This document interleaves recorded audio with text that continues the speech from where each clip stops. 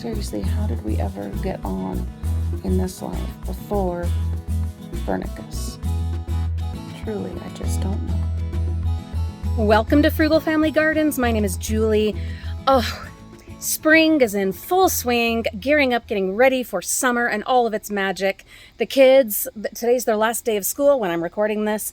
We have so many wonderful plans. Oh my goodness, so many fun things are going to be happening. Stay tuned for that. Hope you are subscribed because the summer of fun, it's beginning. But in the meantime, I am here in the gardens. I am getting stuff done. We are making things happen.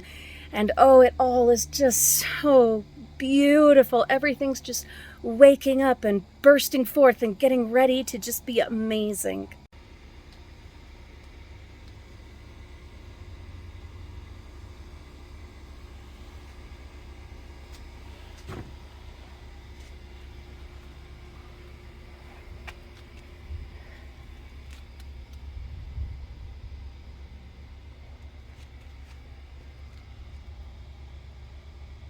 I will be pinching some of these out, pricking them out, and potting them up elsewhere.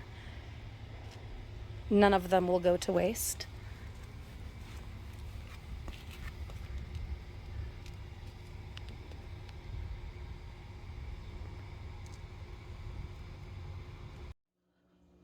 Call me crazy, but I'm trying the pineapple again.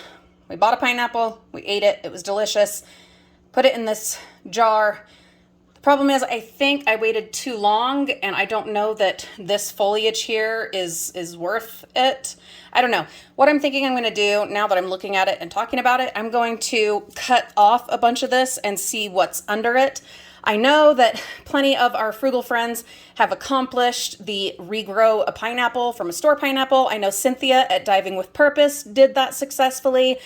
I'm gonna try again. Also gonna do an avocado. I tore off some of the leaves and I don't know. There is some green down here that's still alive, but there's also this like moldy stuff. So I'm gonna tear off the rest of the moldy stuff and compost it in my mulch thing.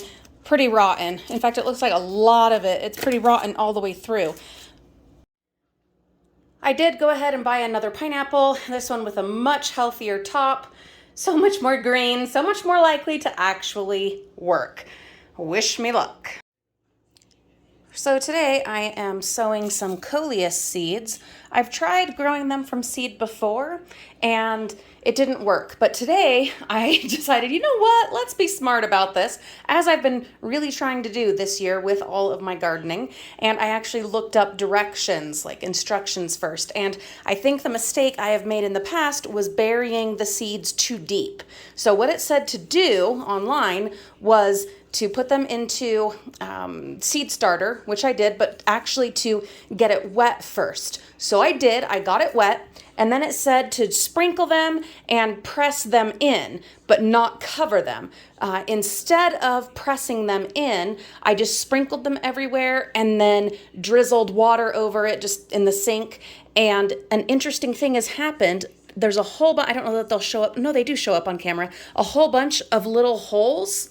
That's where I sprinkled the seeds and I just watered over it again and that made them sink. So I don't feel like I need to do any pressing. I might just in case. Yeah, maybe I will just kind of, press it just like this. I think that's what I'll do. Not actually burying anything anymore, not covering it, just pressing it. Hopefully this will allow the seeds to get good contact with the soil. And I'm just going to keep watering them. I will put them under the grow lights for a couple of days and then go ahead and move it out to a shady spot outside. It says that they like partial shade, and that they don't want afternoon sun. I used to grow them in the front yard under the tree that we no longer have. So I don't know where I'm going to be growing them now. It's going to be tricky. It's going to be interesting. I'm going to try a few different places. When they start popping up, we will thin them out. What does it say? let's see, thin them out or transplant them, which, yeah, I will do, when they are 3 inches tall. And hopefully we get a whole bunch of them, and I'm able to keep some in the pot and then able to move a whole bunch to other pots in other places as I create new little shade gardens. An interesting thing I wanted to note, this is really exciting. It says, let me see. All right, very attractive mast planted in borders or as edging. This is the exciting part. Leaves may be rooted and potted for winter color as an indoor houseplant. Pinch tops to encourage branching. I didn't know any of this before about pinching the tops. That's exciting. And then also that the leaves could be rooted. I have heard that there are lots of plants that you can root that way, but I had only thought of things like evergreens and succulents. I didn't think of things like this. I know these are like a bulb. Their actual plant, it's a bulb. But I didn't realize these other ways to propagate. And anyway, I'm really excited. I'm really excited is what I'm trying to say. I am really excited about this. We'll see how it goes, but word to the wise. And I guess this is the point and the lesson learned. Do your research. If you're going to spend the time, the energy, the money to grow plants, to buy plants, to plant plants, research those plants and see what their needs are. And then take care of those needs and find out all the other frugal ways, the possibilities, the potential for saving money, because gardening is expensive, especially when it's like decorative gardening, which is mostly what I'm into. I am doing some, vegetables. I have tons of fruit, but mostly I like just pretty stuff. So if you're gonna do that, find ways to make it cheaper, like growing from leaves. Hello. I've said many times that all of my gardening endeavors, it's all experiments, trial, and lots of error, and this is no different. And I am learning every day, learning something new, and especially now that I'm trying to do more research about the plants, the seeds, the bulbs, and all that I have. Tell me in the comments, what are your favorite money-saving plant tricks and tips and things that I might not know or other people might not know? Let's share. Let's share and help each other save money.